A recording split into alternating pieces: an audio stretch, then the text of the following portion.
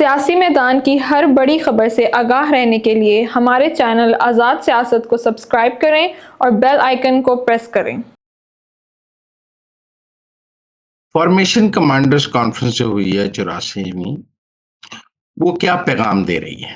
پہلی بات تو یہ جو لوگ یہ سمجھ رہے تھے کہ فوج حکومت کی کارکردگی سے مطمئن نہیں، کوئی قومی حکومت بنانے کا سوچا جا رہا ہے، کوئی بات چیت کا راستہ نکل رہا ہے، تو فارمیشن کمانڈر کا اعلامیہ یہ بتا رہا ہے کہ جنہوں نے فائنل کال دی تھی، جو فوج کے خلاف پروپیگنڈا کر رہے ہیں، جو فوج کے خلاف سوشل میڈیا پر مہم چلا رہے ہیں، فوج ان سے کسی قسم کی بات کرنے کے لیے تیار نہیں، بلکہ ان سے نبٹنا چاہتی ہے، انہیں قانون کے کٹہرے میں لانا چاہتی ہے، انہیں سزائیں دلوانا چاہتی ہے۔ فوج کے موقف میں کوئی لچک نہیں ہے، لہذا وہ جنہوں نے سوشل میڈیا پر لاشوں کے حوالے سے اور اموات کے حوالے سے جھوٹا پروپیگنڈا کیا ہے، فوج چاہتی ہے کہ فیک نیوز میں اور جھوٹی خبروں میں اور پروپیگنڈے میں ان کو سزائیں دلائی جائیں۔ اس میں آپ دیکھیں نا، لطیف فوٹو صاحب نے 278 لاشیں کر دی، فوج کا خیال ہے کہ ان کو بھی سزا ہونی چاہیے، اور بھی جو لوگ جھوٹے ٹویٹ چھوٹا سب کچھ کرتے رہے ہیں، فوج چاہتی ہے کہ ان سب کو سزائیں ملیں۔ فوج چاہتی ہے کہ اس کے خلاف پروپیگنڈا کرنے والوں کو، اس کے خلاف جھوٹی خبریں پھیلانے والوں کو، اس فوج کے خلاف مہم چلانے والوں کو پاکستان کی عدالتیں سزائیں دیں۔ پہلی بات تو فوج چاہتی ہے کہ ان کے خلاف سخت قوانین بنائے حکومت اور پارلیمنٹ، لیکن میں سمجھتا ہوں پارلیمنٹ اور حکومت قانون بنا بھی لے تو عدالتیں سزائیں نہیں دیتی، تو وہ فوج چاہتی ہے کہ عدالتیں جھوٹی خبریں پھیلانے والوں کو، فوج کے خلاف مہم چلانے والوں کو اور ان سب کے خلاف جو ہے فوج وہ عدالتیں ان کو سزائیں دیں۔ باقی فوج 26 مئی کو جو ہوا ہے اس پر حکومت کے ساتھ ہے، فوج بلڈنگوں کی حفاظت پر حکومت کے ساتھ ہے، فوج بدامنی پر پھیلانے پر حکومت کے ساتھ ہے، اور فوج کا خیال ہے کہ جو لوگ بدامنی پھیلاتے ہیں، جو امن و امان کا پرابلم پیدا کرتے ہیں، ان کے ساتھ حکومت کو سختی سے نبٹنا چاہیے۔ باقی بلوچستان کے حوالے سے، مجید بریگیڈ کے حوالے سے، دہشت گرد تنظیموں کے حوالے سے وہ بات چیت ہوئی ہے، لیکن زیادہ میرے خیال میں میسج جو ہے وہ پی ٹی آئی کے لیے ہے اور پی ٹی آئی کی سوشل میڈیا ٹیم کے لیے ہے۔ لہذا اگر کسی کا یہ خیال ہے کہ انہوں نے کوئی مذاکرات کے لیے 5 رکنی کمیٹی بنا دی ہے اور اس کے نتیجے میں کوئی مذاکرات ہو جائیں گے، مجھے نہیں لگتا کوئی اس وقت تحریک انصاف سے مذاکرات ممکن ہے۔ مجھے لگتا ہے اس وقت تحریک انصاف جو ہے اس کے پاس سرنڈر کرنے کے علاوہ کوئی آپشن نہیں ہے، تو لہٰذا مجھے فارمیشن کمانڈر کے اعلامیے کے بعد مذاکرات یا کسی قسم کی لچک کا کوئی ماحول نظر نہیں آتا۔ بشرا بی بی کی بہن مریم بٹو اور علیمہ خان کے درمیان ٹویٹر پہ لڑائی ہے۔ علیمہ خان کے کزن سلمان احمد اور بشرا بی بی کو غدار کہہ رہے ہیں، تو ایک قسم کی ہمیں تحریک انصاف، یہ جو علیمہ خان کی فیملی اور بشرا بی بی کی فیملی کے درمیان اس وقت سوشل میڈیا پہ لڑائی نظر آتی ہے، کیونکہ سلمان احمد بھی جو ہیں وہ علیمہ کے کزن ہیں، علیمہ کے رشتہ دار ہیں، اور وہ جب بشرا بی بی کو غدار کہہ رہے ہیں، کمپرومائز کہہ رہے ہیں، اسٹیبلشمنٹ کے ایجنٹ کہہ رہے ہیں، تو اصل میں علیمہ بی بی کہہ رہی ہیں۔ تو اس لیے میرے خیال میں اسی طرح جب مریم بٹو علیمہ بی بی کو کچھ کہہ رہی ہیں تو وہ بشرا بی بی کے کہنے پہ کہہ رہی ہیں، جس طرح علیمہ خان سلمان احمد کو استعمال کر رہی ہیں، اسی طرح بشرا بی بی مریم بٹو کو استعمال کر رہی ہیں۔ اس وقت ہمیں عمران خان کے خاندان میں ایک نند بھاوج کی ایک لڑائی نظر آ رہی ہے۔ سلمان احمد نے ایک ٹویٹر سپیس میں کہا کہ جو فائنل کال تھی اس کے لیے بشرا بی بی نے علیمہ خان کو فون کیا کہ آپ میرے ساتھ کنٹینر پہ چڑھیں، تو علیمہ نے کہا کہ ہم تو کبھی کنٹینر پر نہیں چڑھے ہیں، ہم تو ہمیشہ عام ورکر کے طور پر جلسوں میں نیچے کھڑے رہے ہیں اور نیچے رہے ہیں، ہم نے کنٹینر پر نہیں چڑھنا، تو جس کی وجہ سے بشرا بی بی اکیلی ہی کنٹینر پر چڑھی اور پھر علیمہ ان کے ساتھ نہیں تھیں۔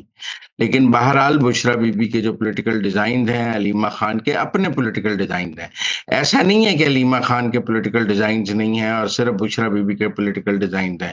علیمہ خان بھی خود کو عمران خان کا وارث سمجھتی ہیں اور بشرا بی بی خود کو عمران خان کا وارث سمجھتی ہیں، تو یہ وراثت کی لڑائی اس وقت نند اور بھاوج کے درمیان چل رہی ہے۔ یہ کوئی سیاسی لڑائی نہیں ہے، یہ ایک وراثت کی لڑائی ہے، جس میں چونکہ عمران خان کا حقیقی کوئی وارث نہیں ہے، ان کی کوئی اولاد ان کی سیاسی وارث نہیں ہے، ان کی جائیداد کی وارث نہیں ہے، وہ تو لندن میں بیٹھے ہیں، وہ تو عمران خان کو ملنے جیل بھی نہیں آئے ہیں ان کے بچے، اور وہ تو عمران خان کو ملنے کے لیے یا آنے کے لیے تیار نہیں ہے، تو انہوں نے سیاست کیا کرنی ہے؟ تو سیاست کس کے پاس جائے گی؟ علیمہ خان کا خیال ہے کہ ان کو مل جانی چاہیے، بشرا بی بی کا خیال ہے کہ ان کو مل جانی چاہیے۔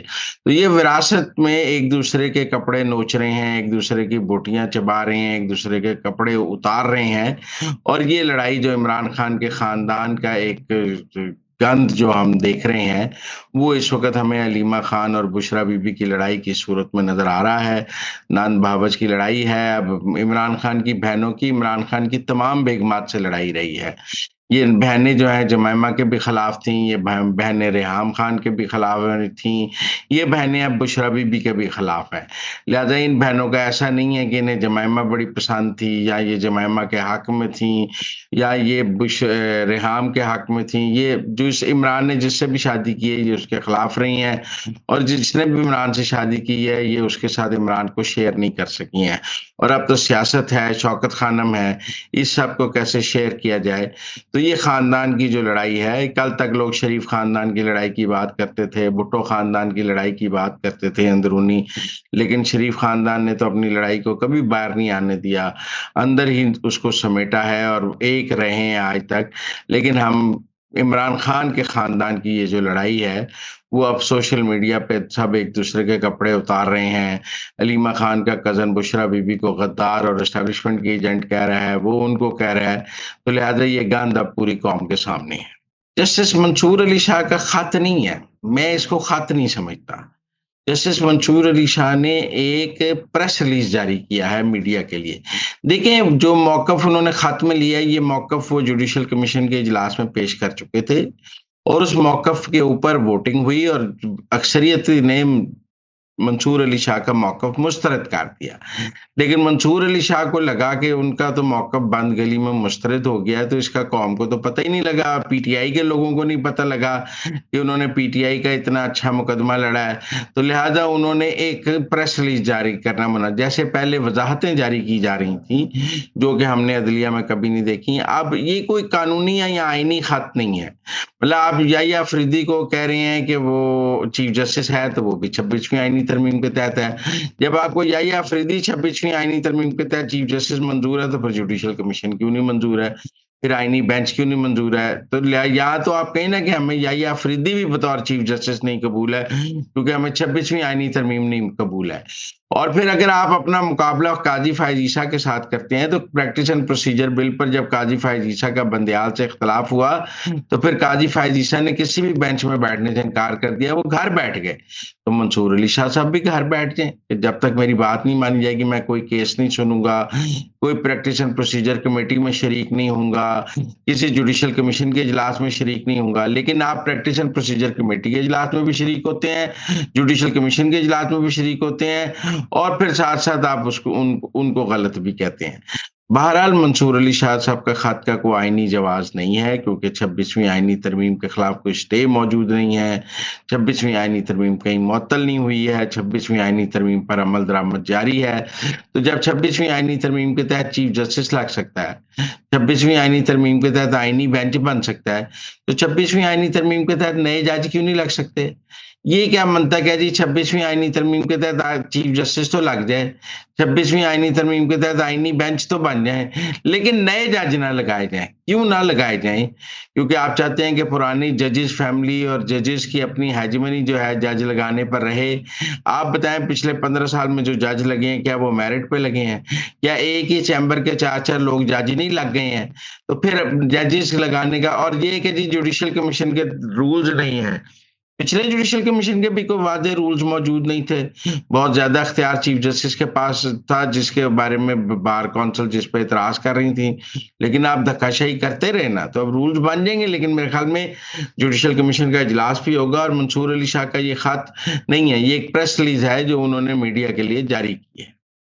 فیصل واڈا کی مولانا فضل الرحمان سے ملاقات۔ کیا فیصل واڈا اسٹیبلشمنٹ کا کوئی پیغام لے کر مولانا کے پاس گئے؟ ویسے پہلے تو اسٹیبلشمنٹ کا پیغام مولانا کے پاس محسن نقوی لے کے جاتے تھے، اور اب شاید محسن نقوی چونکہ ملک میں نہیں تھے اور وہ دبئی میں ہیں، تو اس لیے وہ فیصل واڈا گئے ہیں اسٹیبلشمنٹ کا پیغام لے کر۔ لیکن हो भी सकता है कि फैसल वाडा को उन्होंने कहा हो कि आप जाकर ये बात कह दें, और मौलाना को भी पता है वो एस्टेब्लिशमेंट की तरफ से आए हैं, क्योंकि वो पीपल्स पार्टी की तरफ से तो नहीं गए हैं। लेकिन मैं समझता हूँ राना सनाउल्लाह भी गए हैं, बिलावल भी मिले हैं।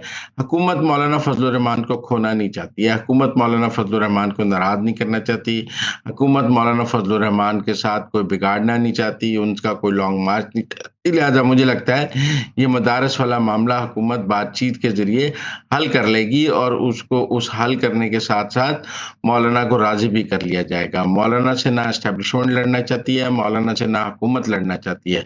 हुकूमत और एस्टेब्लिशमेंट जो कर पीटीआई से लड़ रहे हैं, वो कहीं भी नहीं ये चाहेंगे कि इस मौके पर मौलाना भी सड़कों पर आ जाएँ। वो चाहेंगे कि मौलाना आराम से कर देखें, ये फाइनल कॉल के वक़्त मौलाना ने बहुत बिहेव किया, और मौलाना बिल्कुल पीटीआई के साथ सड़कों पर नहीं आए। तो अब ऐसी कोई वजह नहीं दी जा सकती जिसके तहत मौलाना सड़कों पर आ जाएँ। लिहाजा मौलाना को सड़कों पर आने से रोकने की जो भी कीमत होगी वो अदा की जाएगी। उनका मदारस का बिल का मसला हल किया जाएगा, पार्लियामेंट का मुश्तरका इजलास बुलाया जाएगा, और इस बिल को आईनी और कानूनी मसला हल किया जाएगा। एक राय ये है कि ये अब सूबाई मामला है और इस पर वफाक कानून साजी नहीं कर सकता, लेकिन फिर भी मौलाना को को राजी करने के लिए जो भी होगा वो किया जाएगा। 9 मई के मुकदमात के हवाले से कहा जा रहा है कि पीटीआई के खिलाफ गहरा तांग हुआ है। मैं समझता हूँ बहुत देर हो गई है। आप देखिए ना, 9 मई को बहुत देर हो गई है, सालों गुजर गए हैं, और अभी तक तो फर्द जुर्म आयद हुई है ये जीएस के ऊपर हमले की, और लाहौर में सिर्फ जमानतें मनसूख हुई हैं।